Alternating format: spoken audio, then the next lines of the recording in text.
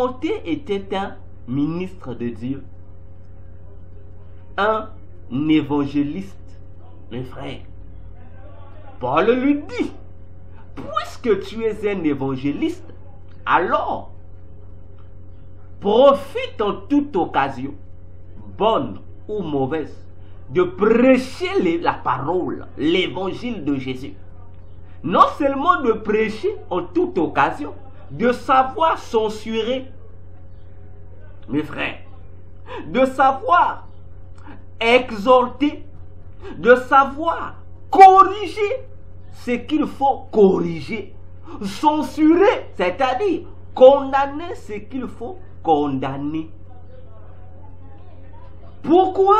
Paul dit à Timothée, parce qu'il viendra un temps où les gens, y compris les chrétiens, ne vont plus supporter la saine doctrine, où ils auront une démangeaison à l'égard de la véritable parole de Jésus,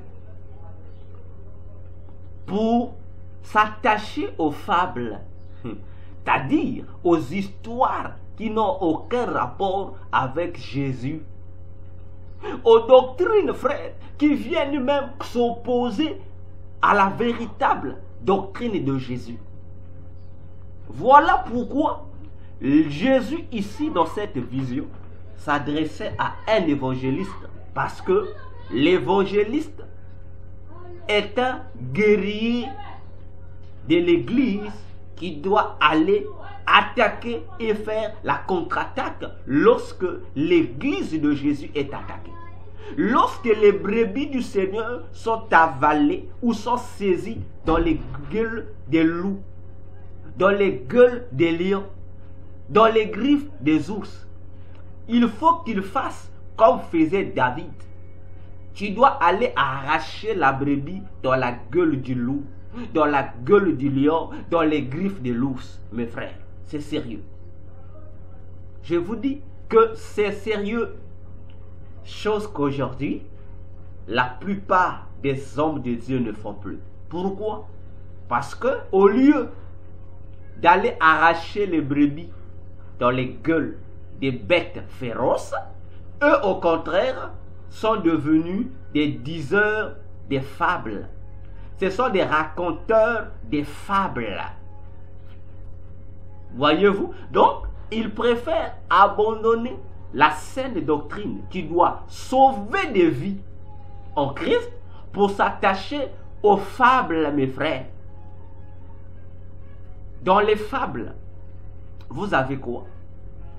Vous avez des doctrines qui vous font comprendre que l'essentiel dans votre vie, ce n'est plus de marcher selon l'évangile de Jésus, mais de passer d'abord votre temps à chercher à réunir les bonnes conditions de vie, c'est-à-dire chercher d'abord la prospérité, chercher d'abord le bien-être social, chercher d'abord à vous développer intellectuellement, à vous développer économiquement. Voyez-vous? Donc, au lieu de vous prêcher l'évangile qui vous invite à vous préparer pour le retour de Jésus, on vous présente des messages, des enseignements qui vous éloignent de cette préparation pour vous inviter à penser à l'économie, à penser à la politique de votre pays, à penser au développement personnel, d'où aujourd'hui le règne dans le message de l'évangile du coaching professionnel. Donc, la plupart des prédicateurs de l'évangile aujourd'hui ne prêchent plus l'évangile pur de Jésus, mais on nous prêche un évangile faux, un évangile qui ressemble à l'évangile de Jésus, mais en réalité c'est une contrefaçon, un évangile qui est le coaching professionnel qu'on prête dans les églises. Le coaching professionnel qui est toujours accompagné de la morale. Donc, plusieurs ministres de Dieu ont perdu la vocation d'être des enseignants de la parole de Jésus. Ils sont pour eux, ils se sont rabaissés, ils ont fait marche arrière pour prêcher aux gens la morale. C'est ça le coaching professionnel. Comme je l'ai toujours dit, les coachs professionnels n'ont pas de place dans les églises. Il faut les chasser, qu'ils aillent faire leur coaching ailleurs, qu'on laisse pour l'éducation de l'église. Jésus a donné sa parole. Il n'a pas donné de coaching. C'est pourquoi vous allez remarquer que, regardez même dans les réseaux sociaux, on vous prêche le message du coaching. Les femmes que Dieu aime, les femmes que Dieu n'aime pas. Non, les hommes que, c'est pas les hommes, les hommes que les femmes aiment, les hommes que les femmes n'aiment pas. J'ai toujours dit, mais tout ce tralala qu'on vous raconte là, mais qu'on vous démontre ça dans les Écritures. Surtout aujourd'hui, il y a une montée fulgurante des fausses prophétesses qui se lèvent aujourd'hui, puisque les réseaux sociaux aidant, ces femmes-là, soi-disant prophétesses, ne passent que leur temps à prêcher sur ces choses-là, sur le développement personnel, qui n'a rien à voir avec le développement chrétien. Ça n'a aucun rapport. Moi, de vrai, je dis, ça n'a aucun rapport. Parce que, frère, attendez, Église du Seigneur Jésus-Christ, ça ne vous interpelle pas que pendant que les choses urgent, pendant que Jésus-Christ, notre Sauveur, est à la porte, toi, frère, toi, sœur, que ton pasteur, ta prophétesse te passe le temps à te prêcher sur la vie sociale, te dit, tu dois être une femme charismatique, tu dois être une femme intellectuellement développée, tu dois être ceci, tu dois être cela. Donc, dans toutes les orientations qu'on te donne, il n'y a pas d'orientation qui t'aide à te préparer pour le retour de Jésus. C'est-à-dire, tout ce qu'on t'enseigne ne concerne que la beauté, la garniture de ton corps physique. Tandis que ton homme intérieur est pourri. Ton homme intérieur est très sale aux yeux de Jésus. Ta vie spirituelle est médiocre. C'est-à-dire que spirituellement, tu es un cadavre. Spirituellement, tu souffres du kwashiorkor. Tu souffres de la vitaminose. Tu n'as pas de vitamine spirituelle pour faire de toi un homme, une femme digne devant le Seigneur. Il n'y en a pas. Donc tu es rempli des choses de la chair. Tu es pour toi un chrétien charnel plutôt que d'être un chrétien spirituel. Regarde toi-même, regarde tes enseignements quand tu prêches. C'est ça que la Bible appelle des fables, des histoires à tenir debout qui n'ont aucun rapport avec notre vie spirituelle, mes frères.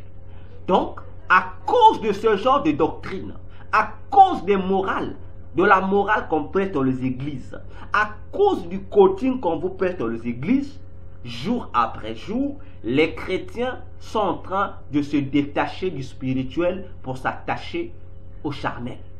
Et soyez bien rassurés, Jésus ne reviendra pas prendre les chrétiens charnels. Non, il viendra prendre les chrétiens spirituels. Pourquoi? Parce que l'apôtre Paul disait, dans 1 Corinthiens 2, il faut lire tout le chapitre, il disait que les hommes charnels, ce sont des animaux, parce qu'ils n'ont pas l'Esprit de Dieu. Et puisqu'ils n'ont pas l'Esprit de Dieu en eux, automatiquement, ils ne peuvent rien recevoir de Dieu. Or, l'enlèvement de l'Église, c'est une bénédiction qu'il faut recevoir. Mais puisque toi, tu es charnel, tu es déconnecté du spirituel, automatiquement, tu es déjà un bon candidat pour rater l'enlèvement. Alors, c'est à toi, mon frère, ma soeur, qui m'écoute maintenant, de réfléchir sur ton état d'âme. Pour réponse ton salut, parce que ton salut est touché. Ta foi est déjà infectée des virus, des fables, au lieu de la bonne parole de Jésus. Et du coup, tu es déjà, frère, au séjour des morts. Tu es déjà un cadavre spirituel. Et tu dois prendre conscience de ton état d'âme vis-à-vis de Jésus. Voyez-vous?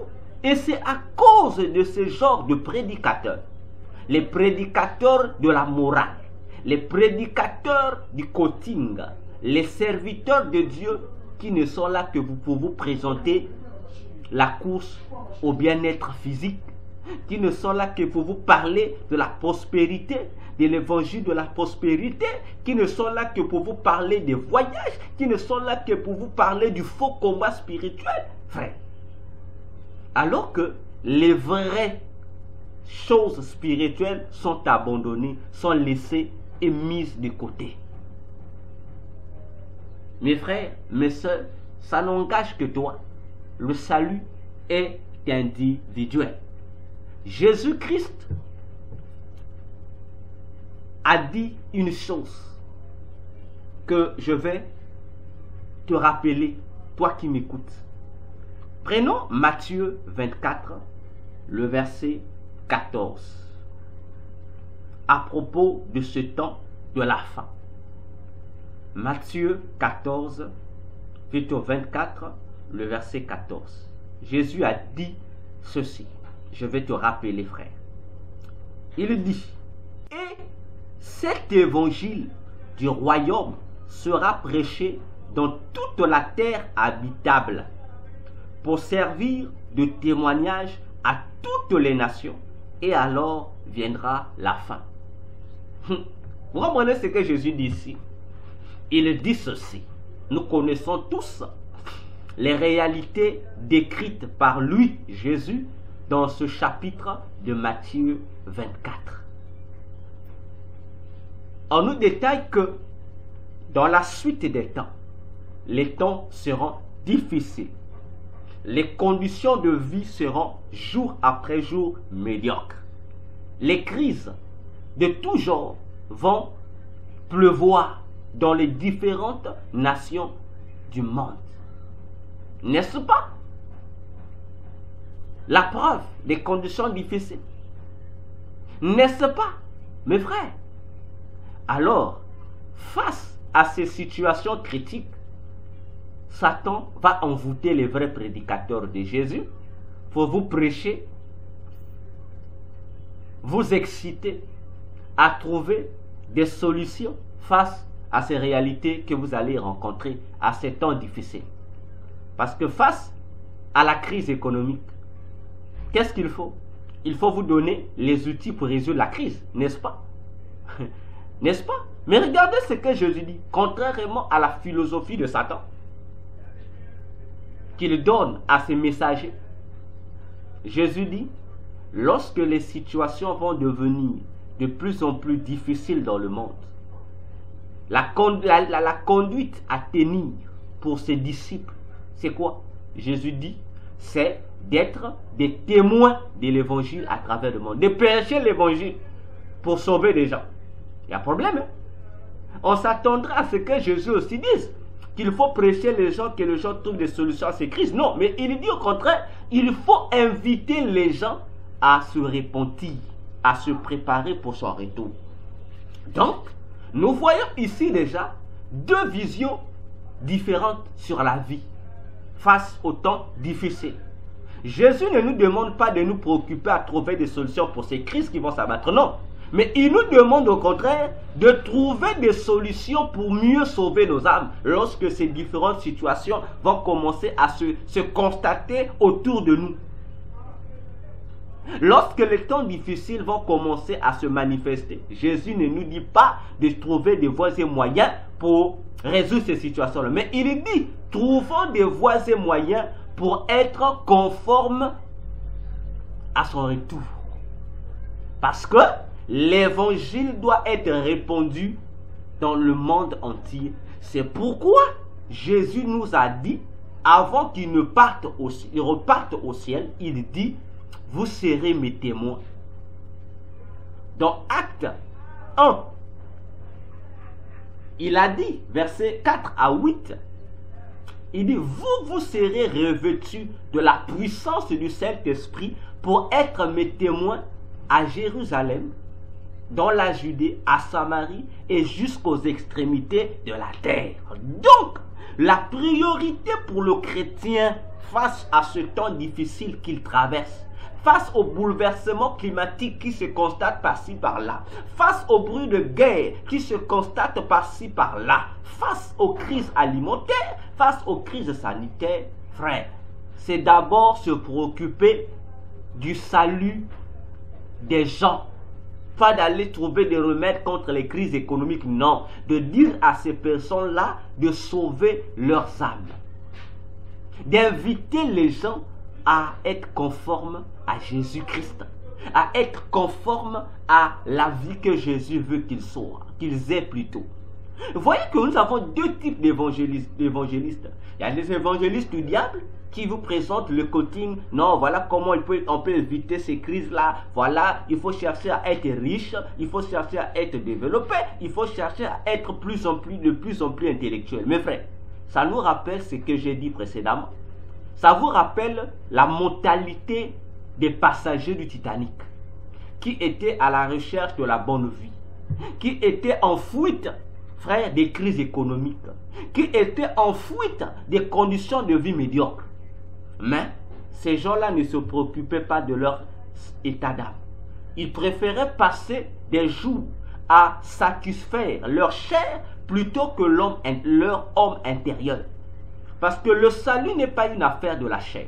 Le salut est une affaire de ton homme intérieur, de ton âme. Mais le diable, avec ses coachs professionnels, avec ses moralisateurs dans les églises, sont là pour nous embrouiller, sont là pour empêcher les chrétiens d'embellir leur âme, d'amener leur âme à être irréprochable au jour de Jésus.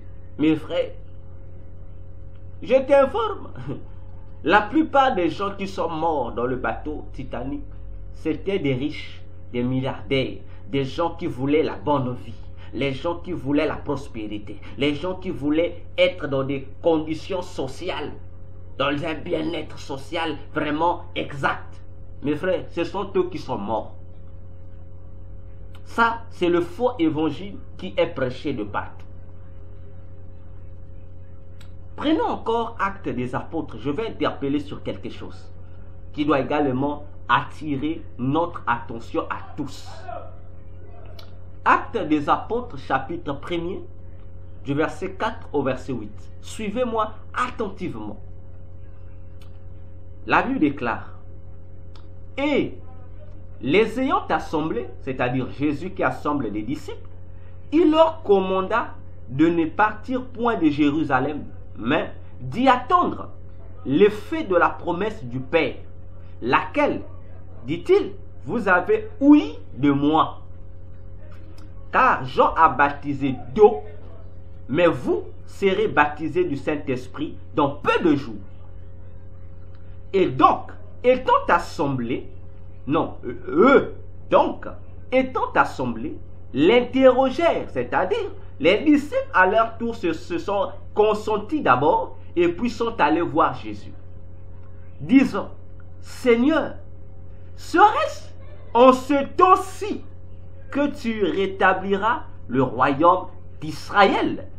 Je reprends cette phrase, cette question, cette interrogation des disciples à l'égard de Jésus, leur maître. Seigneur, serait-ce en ce temps-ci que tu rétabliras le royaume d'Israël? Mes frères, verset 7, écoutons la réponse de Jésus. Mais il leur dit: ce n'est point à vous de connaître les temps ou les moments qui ne dépendent que de mon Père. Verset 8. Mais vous recevrez la vertu du Saint-Esprit qui viendra sur vous, et vous serez témoins tant à Jérusalem. Vous serez mes témoins tant à Jérusalem qu'en toute la Judée et dans la Samarie et jusqu'au bout de la terre. Parole de Jésus. Frère, remarquez un élément important ici auquel peut-être vous ne faites pas attention. Les disciples se sont réunis entre eux. Jésus leur parle d'autre chose, que dans peu de jours, vous serez baptisés du Saint-Esprit pour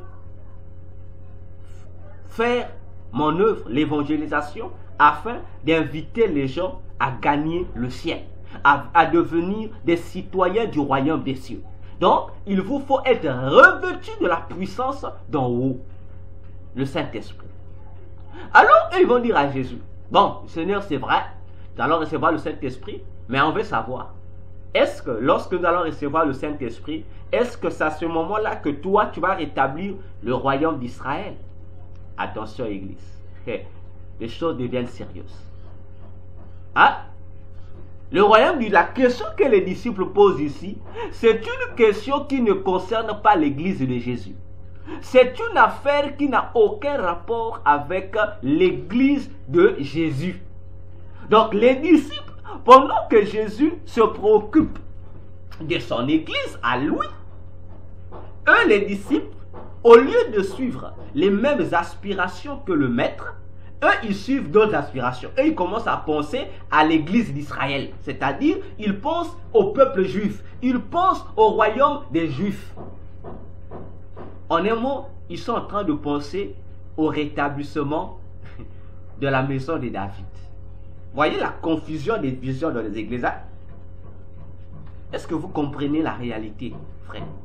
Jésus est en train de leur inviter à se préoccuper des besoins de l'église, à se préoccuper du salut de l'église, mais eux par contre ne se préoccupent pas de ce salut ecclésiastique pour se préoccuper du salut des Juifs.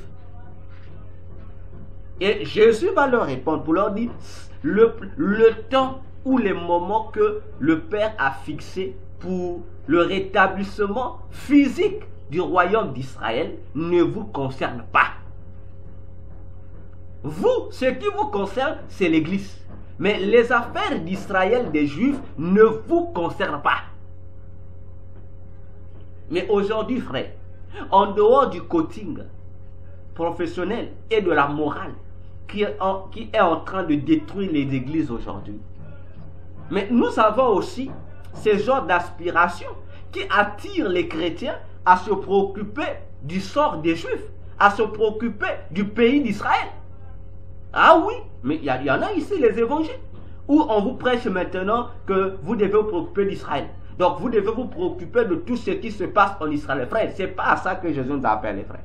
C'est du satanisme. C'est pourquoi la cabale juive aujourd'hui est devenue la puissance avec laquelle travaillent la plupart des serviteurs de Dieu dans les églises.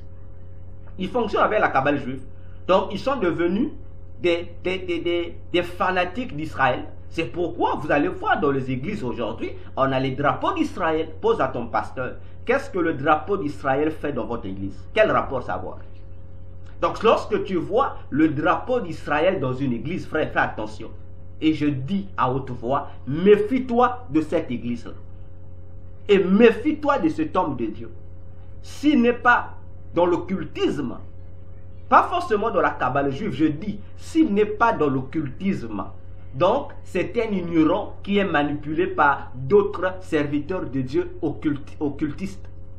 Parce que aucun homme de Dieu ne sera capable de nous donner les justificatifs de la présence du drapeau d'Israël dans l'église de Jésus. Frère, va poser la question à ton pasteur, va poser la question à ton prophète, va poser la question à ton apôtre, va poser la question à ta prophétesse, va aller poser les questions à vos pères spirituels. Dites, père, pasteur, homme de Dieu, pourquoi avons-nous le drapeau d'Israël dans l'église? Je vous assure, la réponse qu'il va vous donner n'a aucun rapport avec la Bible. Je dis aucun rapport avec la Bible. Ça ne sera qu'une réponse qui viendra contredire les déclarations que Jésus a faites ici. Il dit, la préoccupation des chrétiens, ce n'est pas de gérer Israël. La préoccupation des chrétiens, c'est de gérer l'église corps de Christ, frère. Donc, le sort des Juifs, ça concerne autre chose. Ça, c'est un autre temps. Mais le temps où nous sommes, c'est le temps de l'église. Mais si vous avez des hommes de Dieu, au lieu de vous inviter à vous préoccuper du sort de l'église chrétienne, eux, par contre, vous invitent à vous préoccuper du sort d'Israël. Mon frère, c'est un danger. Ça veut dire déjà, on vous met sur une fausse piste. On fait de vous des rebelles face à l'ordre que Jésus a donné. Ah oui, la mission de Jésus, de l'église chrétienne, ce n'est pas de se préoccuper d'Israël. Ce n'est pas de se préoccuper des questions palestino-arabes, palestino-israéliennes. Ça n'a rien à voir, mes frères. Mais aujourd'hui, lorsque la guerre qui se déroule là-bas entre Israël et Hamas, frère, vous avez des pasteurs qui vous disent prions pour Israël, bénissons Israël, frère. Mais quel rapport ça a? Et tout ça, c'est quoi? C'est du satanisme dans lequel on vous introduit sans que vous, les frères, vous, les sœurs, vous ne puissiez vous rendre compte. Et je répète, dis à ton pasteur, quel rapport y a-t-il entre nous, l'église, et Israël? Quel rapport? Pour que nous, l'église, que nous soyons du côté d'Israël. Frère, sur quel fondement biblique? Sur quelle base scripturaire on peut nous prouver cela? Alors que scripturairement, dans la Bible, frère, il nous est même dit que l'Israël actuel est sous la malédiction. Bon, maintenant, vous allez bénir Israël par quelle base? Israël actuel déclare toute la Bible que Israël actuel est ennemi de Jésus. Maintenant, on vous demande d'aller soutenir l'ennemi de Jésus.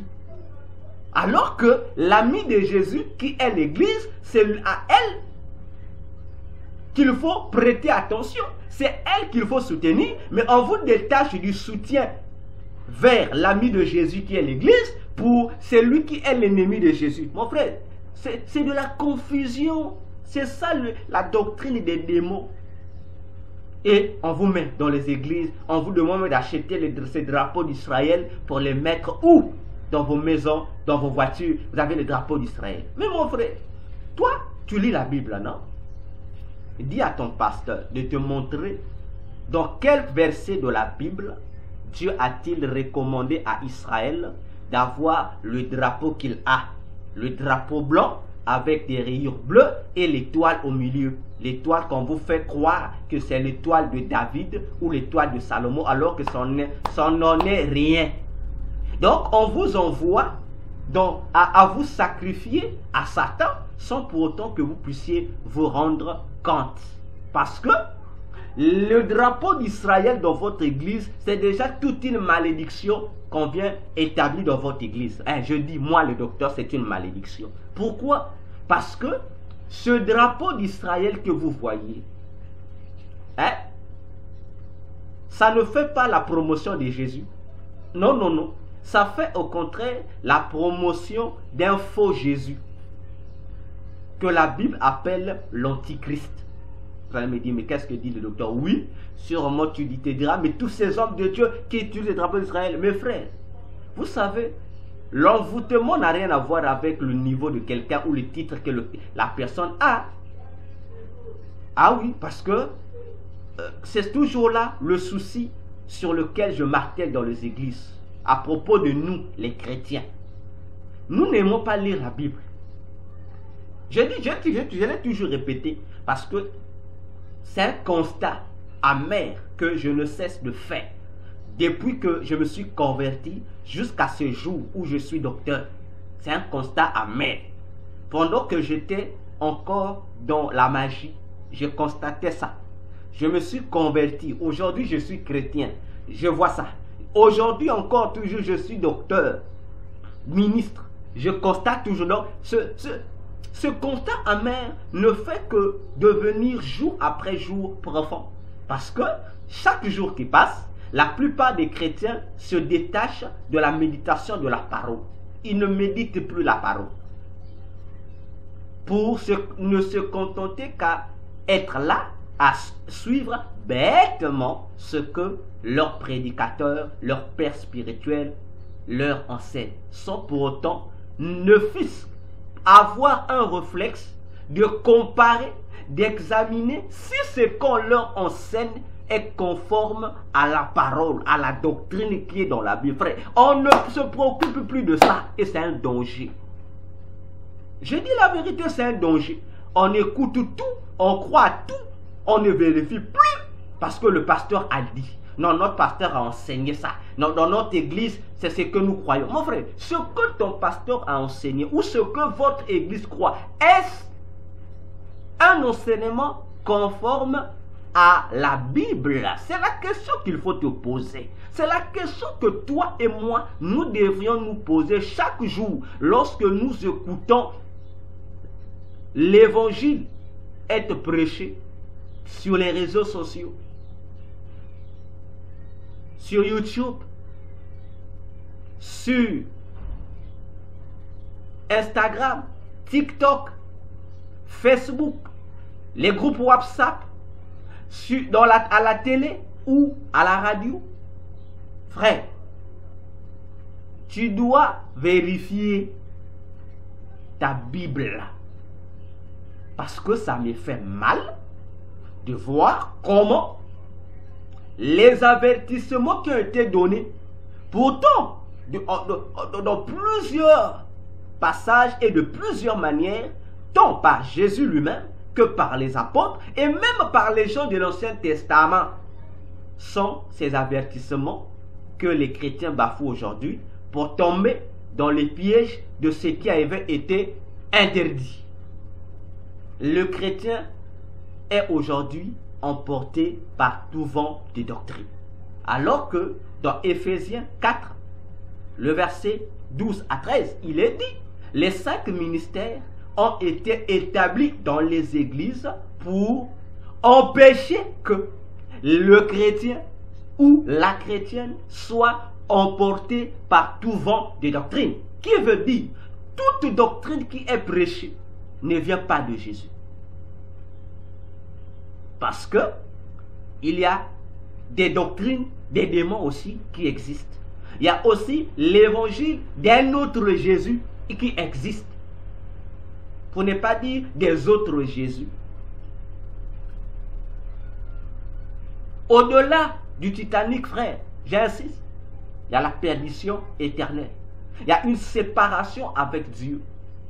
Mais Dieu ne veut pas de ça. C'est pourquoi, frère, demande à ton pasteur, le drapeau d'Israël fait quoi dans votre église? Le drapeau d'Israël fait quoi dans la maison de ton pasteur? Le drapeau d'Israël fait quoi dans la voiture de ton pasteur? Si ton pasteur n'est pas dans l'occultisme, sache-le que c'est un envoûté qui a été envoûté par les pasteurs occultes. Pourquoi? Disais-je, parce que le drapeau d'Israël est l'emblème du démon que vous combattez dans les églises, que la Bible appelle la bête ou l'antichrist, le faux Messie, le faux Jésus. Vous allez me dire, mais docteur, qu'est-ce que tu dis? Oui, et je vais vous donner ces noms. Sur le drapeau d'Israël, vous avez un élément phare. Vous avez le bleu, les couleurs bleues et, la couleur bleue, disais-je, et la couleur blanche. N'est-ce pas? Hein? N'est-ce pas? Demande à ton pasteur, pourquoi il y a la couleur bleue? Pourquoi il y a la couleur blanche? Il faut demander à ton pasteur d'abord. Mais aujourd'hui, je ne vous explique pas ces couleurs. Ce qui m'intéresse, aujourd'hui, l'étoile là qui figure sur le drapeau d'Israël, ça représente qui? Parce que je ne dirais pas ça représente quoi. Ça représente quelqu'un, cette étoile là, que les satanistes vous disent être soi-disant une étoile de David, l'étoile de David, ou encore l'étoile de Salomon. Mon frère, David n'a jamais eu une étoile. Salomon non plus n'a jamais eu une étoile. Qu'on arrête de vous divertir, frère. On appelle cela des manipulations mentales. Non, la Bible parle de l'étoile de David. La Bible parle de l'étoile de David. Frère, de Malembe.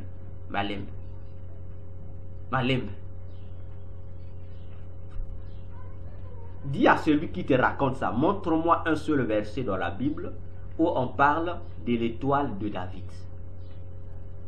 Ça, c'est la première question qu'il faut poser à ceux qui te racontent ces bêtises là. Montre-moi un seul verset dans la Bible où on parle de l'étoile de David. 1. Deuxième question, il faut poser.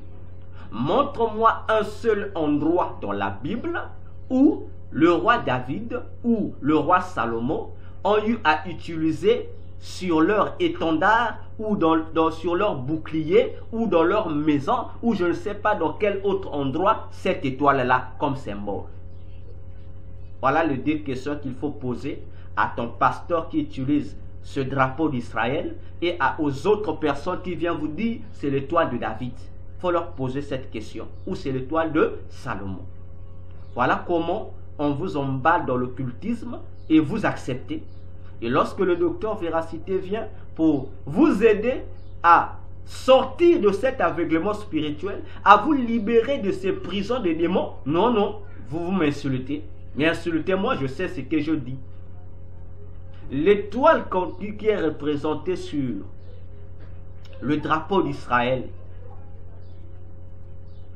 cette étoile-là, au-delà de ce qui est raconté par-ci, par-là, même par des anciens satanistes, même par des sorciers convertis, au-delà de tout ce qu'ils disent, tout ce qu'ils vous racontent là, non, c'est l'étoile à 5 branches, voilà, l'autre parle, c'est l'hexagramme, c'est l'étoile à 6 branches, tout ça, voilà, voilà. Je dis, au-delà de dire tout ce qu'ils racontent là, on appelle ça, ce sont des informations complémentaires.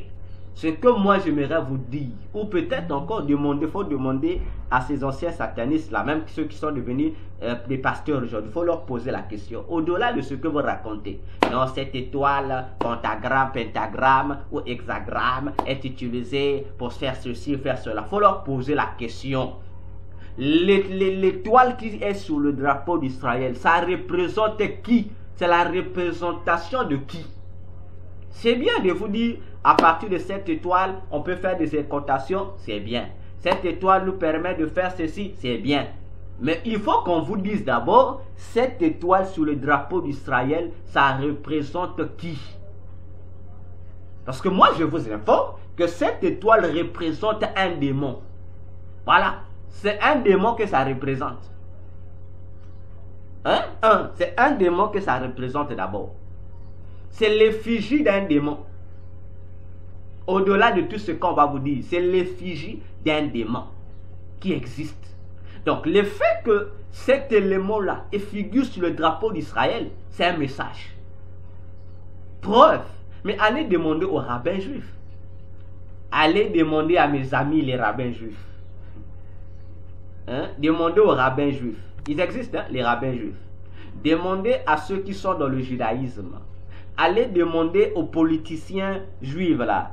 C'est pas comment vous l'appelez, Agnataou, c'est pas comment vous l'appelez là. Demandez, c'est-à-dire demandez aux juifs eux-mêmes. Allez voir les juifs, posez-leur la question.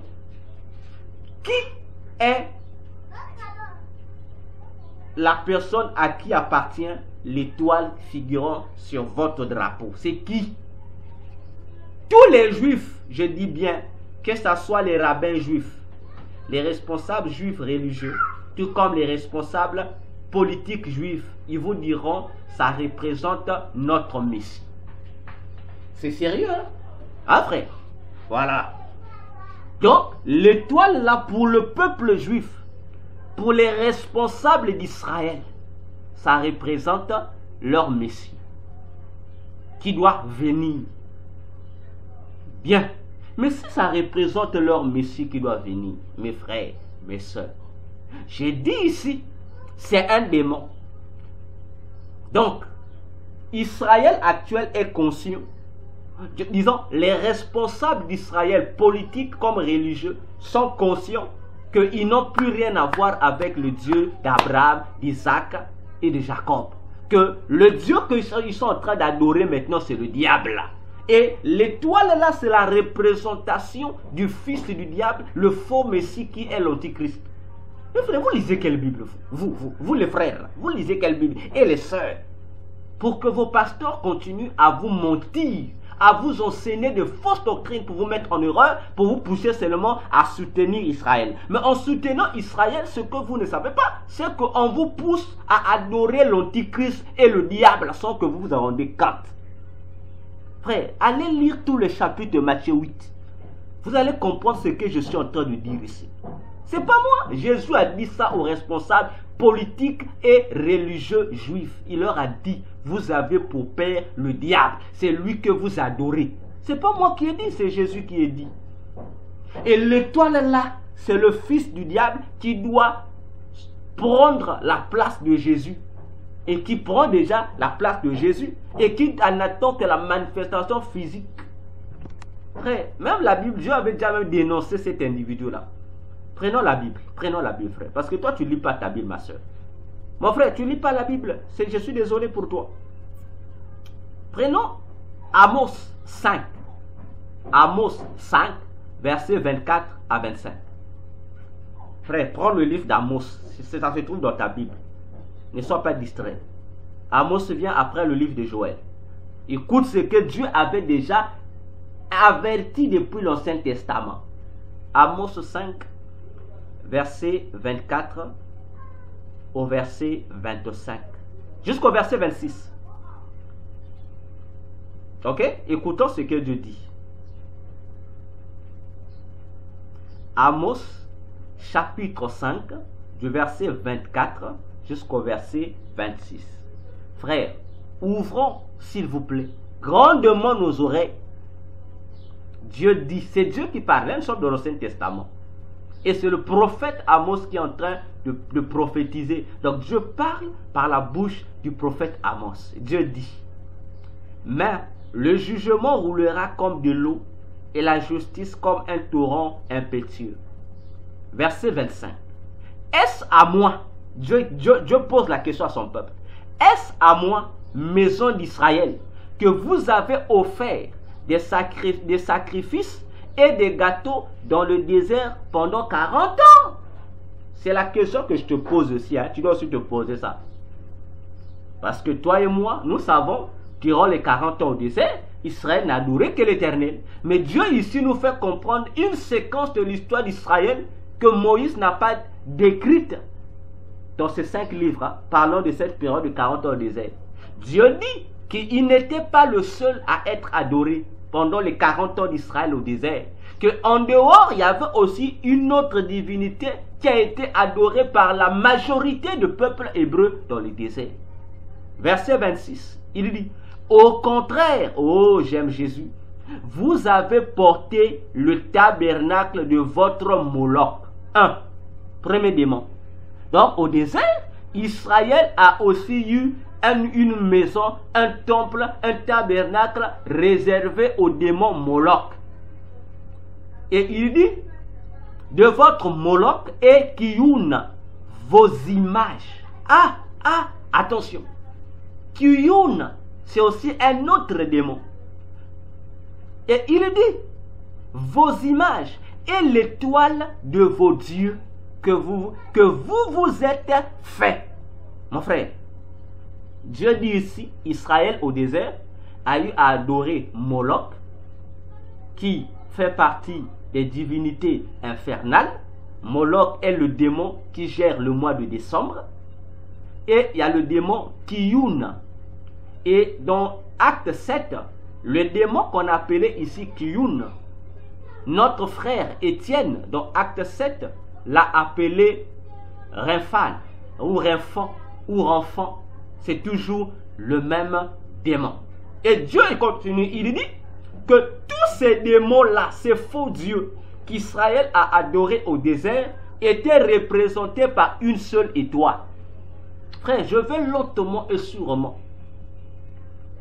Dieu, c'est Dieu qui dit ici par la bouche du prophète Amos que tous les faux dieux, c'est-à-dire les démons, que Israël a adorés pendant les 40 ans dans le désert, sont représentés par une seule étoile.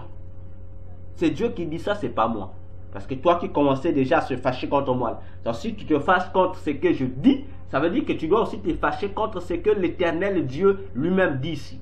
Donc, toutes ces divinités démoniaques sont représentées par une seule étoile que Israël s'est lui-même fabriqué. Maintenant, je te repose la question.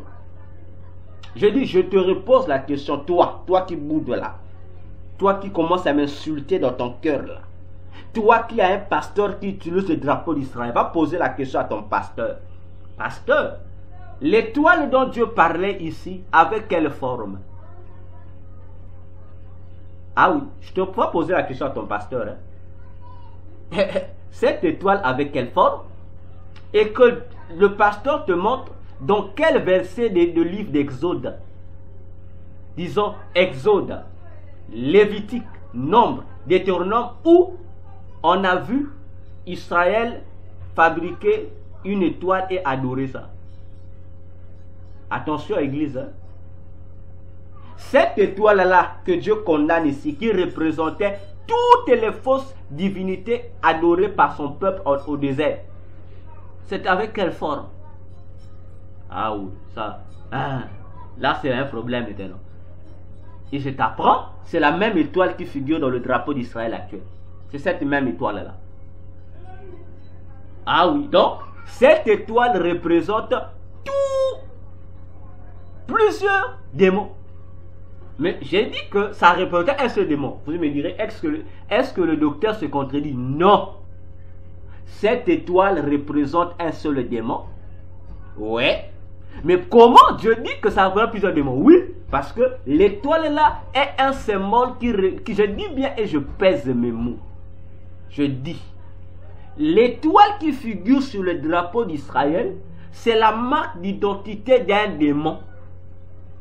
Et c'est pourquoi Dieu dit ici qu'ils sont plusieurs, ça représente plusieurs démons. Mais on ne se contredit pas et je ne contredis pas Dieu et Dieu non plus ne me contredit. Parce que ce démon-là est appelé, le démon qui représente cette étoile-là, à qui appartient l'étoile qui est sur le drapeau d'Israël, il est appelé le prince de tous les démons. Donc c'est ce démon-là qui représente tous les démons. Ah, quelqu'un a déjà dit, oh donc c'est le diable. Non, c'est pas Lucifer, Satan, c'est pas le diable, comme tes noms. Le diable est aussi appelé prince, oui, des démons, mais le prince des démons dont il s'agit ici, c'est son fils, l'Antichrist. Et dans la Kabbale, dans la Kabbale juive, ce prince des démons-là, ce démon-là est appelé, c'est-à-dire dans la Kabbale juive, on vous parle des 72 dieux de la Kabbale, ou 72 Elohim, ou 72 génies de la Kabbale. On parle de des dieux. Donc tous ceux qui pratiquent la Kabbale invoquent toutes ces divinités-là. Et toutes ces divinités-là, tous ces démons de la Kabbale juive, frères, sont gérés par un seul esprit, un seul démon qui est leur prince, leur maître. Et ce démon, que la Bible appelle l'Antichrist, ou la bête apocalyptique, ou l'homme impie, le fils du diable, dans la Kabbale juive, il est appelé Métraton. On l'appelle le Métraton. Donc si vous avez déjà entendu parler du démon Métraton, c'est lui le propriétaire de l'étoile qui est apostée sur le drapeau d'Israël. Donc le Métraton, c'est lui l'Antichrist dont vous entendez parler là. Dans la Kabbale, on l'appelle le Métraton. Parenthèse. Aujourd'hui, vous voyez dans les églises du message, dans les églises de William Marion Branham, il y a des pasteurs qui apparaissent avec les colonnes de feu sur la tête là. Hein? Ok. Et je vous informe. Le symbole aussi de la colonne de feu là, qui apparaît sur les têtes des pasteurs du message, ça a commencé avec Branham lui-même. Hein? La colonne de nuée ou de feu là, sur la tête de Branham, c'est le symbole de la manifestation aussi de ce démon Métraton, c'est-à-dire des démons Métraton. Ceux qui sont dans la Kabbale savent de quoi je parle, nous nous connaissons. Donc Branham était un kabbaliste, c'était un sorcier, un occultiste. Et tous les pasteurs du message, lorsque vous voyez les manifestations de la colonne sur leur tête, comprenez que ce sont des pasteurs qui sont en liaison directe avec le démon Métraton, l'Antichrist. Je ferme la parenthèse. Donc, tous les drapeaux d'Israël, donc vous qui avez ça dans les églises, comprenez que vos églises sont déjà sous la malédiction parce qu'elles sont gérées par le démon Métraton. C'est pourquoi Jésus dit, dans son église, les portes du séjour du monde ne peuvent pas pénétrer. Mais déjà, si vous avez dans votre église un drapeau avec l'effigie d'un démon, ça veut dire que vous avez introduit les portes du séjour des morts dans votre église. Donc, vous qui avez les drapeaux d'Israël dans vos maisons, brûlez ça. Vous qui avez les drapeaux d'Israël dans vos églises, dites à vos pasteurs de les brûler. Si le pasteur refuse de l'enlever, sort de cette église-là. Cette église-là est déjà vouée aux démons. Je suis sérieux dans ce que je dis et je pèse mes mots. Et dans Acte 18, dont nous sommes en train de parler, Jésus dit de ne pas avoir les regards focalisés sur ce qui se passe en Israël. Nos regards doivent être focalisés sur la mission de l'Église. Amener les gens des ténèbres à la lumière. Évangéliser, dites aux gens de se repentir et non de se concentrer sur ce qui se passe là-bas en Palestine, de ce qui se passe là-bas avec les Juifs. Ça ne nous concerne pas. Donc, je ne permets pas à un chrétien d'être l'ami d'Israël, d'être le soutien d'Israël, frère. Vous faites même donc vos pasteurs, vos pères spirituels, des sorciers, des ignorants, des manipulés, vous poussent même à faire des collectes d'offrandes pour envoyer là-bas chez les Juifs, envoyer ça en Israël pour soutenir les Juifs dans leur guerre avec les Palestiniens, avec les Hamas, avec les musulmans, avec ceci ou cela, frère. Alors que nous ici, lorsque nous demandons ce soutien financier, vous ne nous soutenez pas financièrement, mais vous préférez soutenir financièrement une malédiction. Et en retour, en finançant une malédiction, en retour, vous avez pour bénéfice la malédiction. Et nous, lorsqu'on dit soutenez-nous financièrement, les gens se fâchent, vous nous traitez de voleurs. Mais lorsqu'on vous demande d'aller soutenir la malédiction, mon frère, bon, entre vous et nous, lesquels sont les véritables voleurs? Ce sont vos pères spirituels, vos pasteurs. Et lorsque j'écoute des sommes que vos pasteurs envoient pour soutenir la guerre israélo-palestinienne, mes frères, j'ai des vertiges. C'est l'argent qu'on pouvait donner, distribuer dans les églises pour soutenir les frères et les sœurs qui sont en difficulté. Voilà comment le diable joue avec vous, mes frères. Parce que, au lieu d'être des fanatiques de Jésus, vous êtes des fanatiques de vos pasteurs. Et comme disait encore Jésus, que un aveugle ne peut pas conduire un aveugle. Parce que les deux vont tomber dans le même trou. Jésus s'adressait aux responsables religieux et politiques du peuple juif de son époque. Donc, le fait que tu sois fanatique de ton pasteur, comme ton pasteur est lui-même aveugle, et toi, vous allez tomber dans le même trou. Quel est le trou? Le séjour de mort. Frère, c'est fini.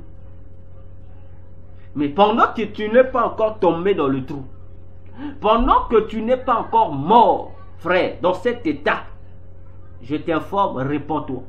S'il y a même lieu de quitter ton église, quitte, comme a dit Dieu, mon peuple, sortez du milieu d'eux et je vous accueillerai.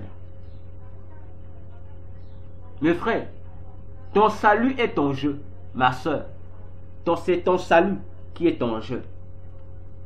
Et le salut là implique aussi vos enfants, hein, parce que ce sont dans les mêmes églises que vous y allez, vous, vos maris, vos femmes et vos enfants.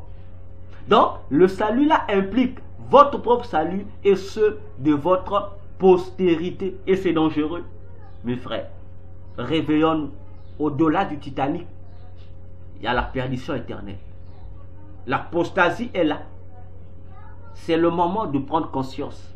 Parce que Jésus revient bientôt. Ainsi, entre le voyage à court chemin que propose le Titanic pour vous envoyer vers un nouveau monde que tu ne connais pas encore. C'est un nouveau monde. Le feu éternel est un nouveau monde que tu ne connais pas. Et ce faux voyage pour un faux bonheur qui n'est rien d'autre que le feu éternel que le diable et ses démons vous proposent aujourd'hui, frère. Et le voyage pour le vrai bonheur que Jésus vous propose pour son enlèvement, tu choisis quoi? Frère, j'ai dit tu choisis quoi, ma soeur? Tu choisis quoi? Si ton pasteur est un coursier du Titanic, vous t'invite à embarquer dans le Titanic, moi, je vous invite à embarquer dans le vrai bateau de Dieu qui te conduira à la vie éternelle, qui est Jésus-Christ. Jésus revient. Ce n'est pas une histoire de réfléchir beaucoup. C'est une histoire de mettre nos vies en ordre. Que nos vies soient conformes à la parole de Dieu. Pour chercher Jésus, tu n'es pas obligé d'aller construire ton pasteur. Tu peux rester chez toi à la maison, organiser une journée spéciale pour chercher Jésus. Tu le cherches de tout ton cœur. Tu l'invoques, il va se révéler à toi. Jésus n'est pas un mythe. Il est une histoire vraie. Je l'ai déjà vu et je sais de qui je parle. Il est réel. Il n'est pas noir. Le Jésus noir qu'on te présente là, ce n'est pas Jésus. Hein? Le Jésus des films aussi qu'on te présente là, ce n'est pas Jésus. C'est le faux. Le vrai Jésus n'est pas noir. Ah oui. Ah, il n'a pas aussi la forme de Jésus qu'on présente dans les églises que vous connaissez là. Non. Non. Il est réel, il existe. C'est pourquoi, mes frères, je m'arrête ici en te disant, au-delà du Titanic, il y a la mort. Mais tu peux éviter le Titanic en venant à Jésus, en ayant tes débuts à Jésus, parce qu'il vient et il est déjà à la porte. C'est lui qui a des oreilles pour entendre ce que le Seigneur dit aux églises, à son peuple, à ses chrétiens, à ses disciples. L'enlèvement est proche. Préparons-nous, frères. Préparons-nous. Que Dieu vous bénisse. Merci de partager la vidéo. Merci de prier pour nous. Pour que nous ayons toujours la force de continuer à déballer les oracles de l'Éternel qui énervent plusieurs parmi nous et même les politiciens, certains politiciens de mon pays. Que Dieu vous bénisse. C'était moi, le docteur Véracité KTN. À nous retrouver dans la prochaine émission. Je vous dis, si Jésus ne revient pas aujourd'hui, nous allons nous retrouver demain. Au revoir.